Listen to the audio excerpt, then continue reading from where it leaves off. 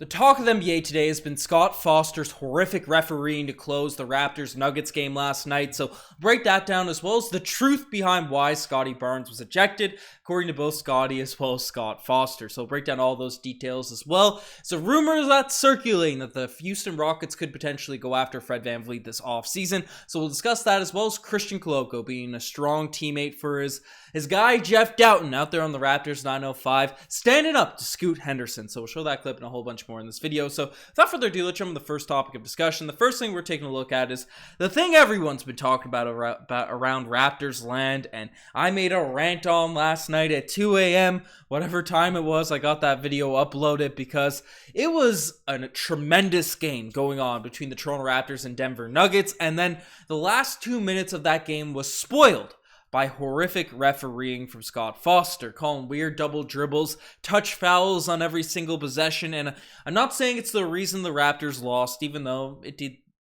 The ejection was egregiously bad, but, you know, the Nuggets were on their roll. I don't want to take anything away from the Denver Nuggets. I said this repeatedly in the video last night, but it was just, as a fan of the game, it sucked to see that game sort of taken away from us like that. I did a whole rant on it last night, but we had some more details revealed today regarding this entire situation, particularly what Scottie Barnes said and why Scott Foster ended up ejecting him. So it was summarized pretty well here by Rob Perez, essentially saying that evidence is here. Scottie Barnes says during the post-game presser that he was just talking to himself. And I'll just say this first. I didn't grab the full clip of his comments post-game, but he looked shocked. He looked just absolutely confused as to why he was thrown out of the game. He said he was talking to himself, which it did seem like it when you watch the video back. It seemed like he wasn't directing it directly towards Scott Foster, even though his line wasn't just him frustrated himself or anything like that. He was questioning the referees, I guess, to himself. But basically, this is what he ended up saying, that y'all are cheating, bro. So, Scott Foster, for people that don't know, has a history of being connected to the infamous referee Tim Donaghy, or Donaghy, whatever, how to pronounce his last name.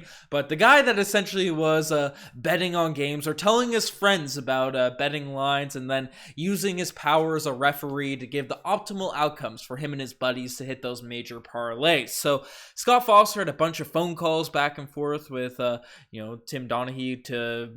who knows what they were really talking about, but an unusual amount of phone calls during that time span when he was actively throwing games throughout the season. So, there's already that reputation about Scott Foster. There's all the drama he has with Chris Paul and everything that's gone on. And Scottie Barnes saying, man, y'all are cheating, bro. Even if it's to himself, even if it's not at Scott Foster. Scott Foster's a little bit insecure when it comes to that. And Scott Foster essentially elaborated on that, saying that he questioned the integrity of the crew in the pool report. So,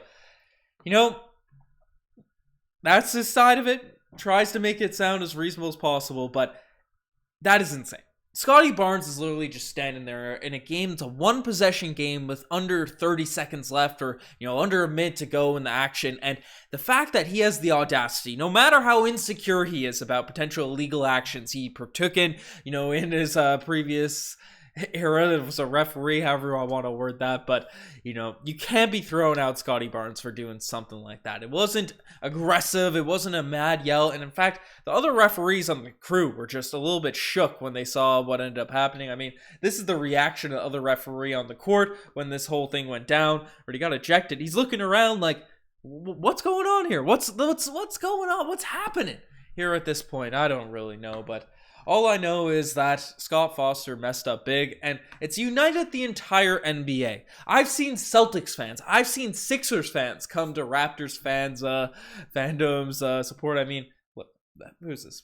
Bill Simmons came out saying, just caught the fourth quarter of the Nuggets-Raptors game. Just a legendary old school Scott Foster. I'm going to F over these two teams because I can. Performance. What an icon, right? So Bill Simmons is out here, a notorious Celtics fan, not a big fan of the Raptors. Sometimes he is, sometimes he isn't. But even like casual Celtics fans are saying, I hate the Raptors, but that was horrific. I've seen Sixers fans who obviously we have bad blood with, considering last year's playoffs, everything that's went down, all the roasts and stuff.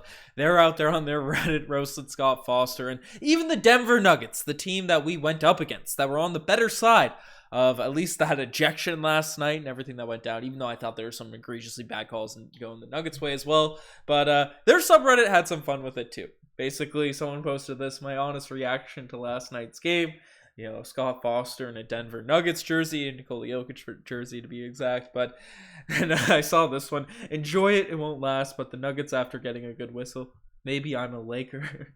You know, the old Vision little meme that's going on there. But I don't know. This is just an embarrassing sort of reffing performance, and I don't care what Scottie Barnes said. Especially that it wasn't direct at the referee, it wasn't aggressive. He was just literally standing there with his hands up saying, y'all are cheating, bro. And we know how Scottie talks. He's kind of, you know, memeing, reacting to stuff. Like, shocking. Shocking is the only way to put it. But the next thing we're taking a look at is another interesting, shocking report. And it's the truth about, wrong button here. Oh, I duplicated the chapter headers. My apologies on this. But Fred VanVleet to the Houston Rockets rumors. Now, coming on the Raptors show, Michael Pena of The Ringer came out and sort of gave us a little juice in terms of Fred VanVleet's summer. Now, anyone that's been watching Fred VanVleet, following him closely this season knows it's been an absolute roller coaster. It's hard to really put a word on how Fred VanVleet has played this year. I've been supporting him on these podcasts. His numbers aren't horrific. 19 points per game, 7 assists. 3-point percentage at 34 is not that great. You know, 1.6 steals per night. Had a very hot February, cooled off a little bit in March. Has had a couple of good games in his last two. But Fred VanVleet, free agent this summer, most likely. He has a player option, which he'll likely turn down. And Raptors fans are wondering if we're going to have to give him a $30+ million contract, because it seems like Fred wasn't too apt to accept a $30 or just below $30 million extension, which was the maximum the Raptors could have offered last summer. So Fred VanVleet's likely going to be looking for more on the open market. We've already heard news that the Orlando Magic want to give him back, and now Michael Pena of The Ringer is indicating that the Houston Rockets are also a team that could be interested in Fred VanVleet this summer. Essentially saying that it's all talk you hear around the league, right? And the Houston Rockets would definitely be interested in acquiring Fred, given how next season they're really planning on turning their franchise around, building up the culture more so in Houston than, you know, as John Wall put it, you know, just a horrific sort of team culture, tanking culture that they have going on there right now.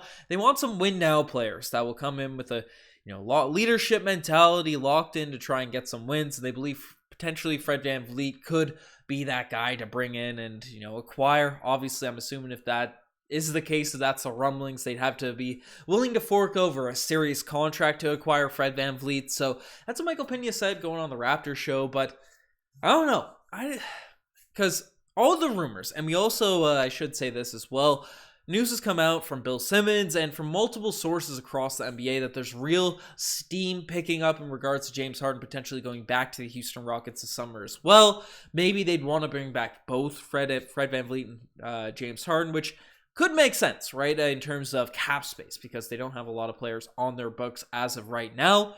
But they have Kevin Porter Jr., they have Jalen Green already there in their backcourt. Now, I'm not sure their long-term plans for having Kevin Porter Jr. in their lineup, you know, sort of rocking out there, but he is a point guard with some potential, even though he is inconsistent at times, you know, his young career, but especially Jalen Green. He's not a guy that's going to be moved to the bench. Are they planning on, you know, maybe they strike out on James Harden and Fred VanVleet's their next choice, right? Maybe that's the route where this is possible, but they were to bring back James Harden or see a future this season, next in the future, with James Harden back in their lineup, I'd imagine they'd want to run a Jalen Green, James Harden backcourt rather than bringing Jalen Green off the bench or moving Harden or Green to the small forward. That would be my sort of instincts in terms of what the Houston Rockets would sort of want to do. So, I don't know. I find it interesting. Maybe, you know, I guess it's not a sure thing, even though, you know, people are saying it's as good as done that James Harden will be back with the Houston Rockets next season.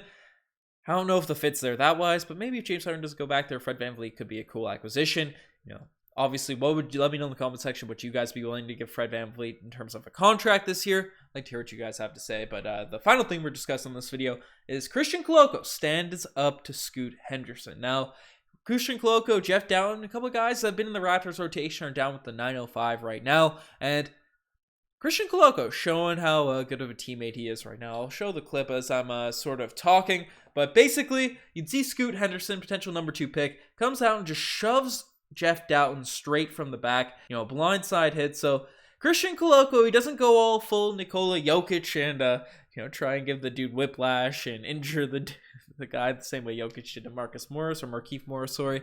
But he does sort of let his presence be known. Hits him with a little blindside love tap, saying, you're going to do that to my teammate. I don't care if you're going to be the number 2 pick next season. I don't care how many Raptors fans were photoshopping you in a Raptors jersey, in December this year. I'm standing up for my guy, Jeff Dowtin. And Jeff Dowtin had a really big game in that one, too. Outplayed Scoot Henderson. So, who's the real prospect we want to be given run to? Masai Ujiri knows, but I don't know. Shout out to Christain Koloko for being a strong teammate. And shout out to you guys for making it this far in the video. Subscribe to Raptors Digest so you guys want to stay up to date on all the latest Toronto Raptors news. Got a game against the Clippers tonight. And the Raptors, we're in a weird spot right now because we're playing better. We're playing better. We had a couple duds this season, or this era with Jakob Poeltl, Freudian slip right there. But, against the Cavaliers, against the Washington Wizards. But then we've had some amazing games against the last night against the Nuggets, which we did lose, but it was a nice game there. We've had some big finishes with the acquisition of Jakob Poeltl, so